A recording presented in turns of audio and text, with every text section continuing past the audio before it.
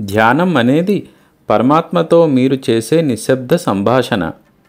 మీ భావోద్వేగ మరియు కారణ శరీరాన్ని శుభ్రపరచడానికి ఇది ఒక ప్రభావవంతమైన మార్గం.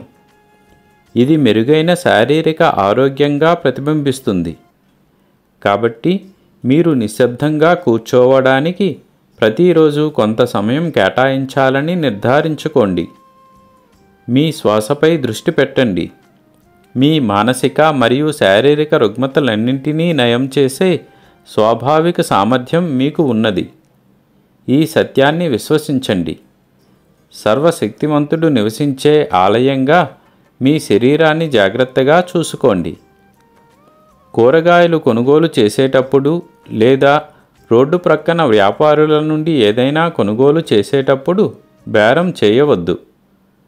ప్రతిరోజు ఒక దీపం వెలిగించండి. మీరు ఎప్పటికీ ఒంటరిగా భావించరు. నా దృష్టి ఎప్పుడూ మీపైనే ఉంటుంది. కాబట్టి కంగారు పడకండి. నా ఆశీర్వాదాలు మీకు ఎల్లప్పుడూ ఉంటాయి.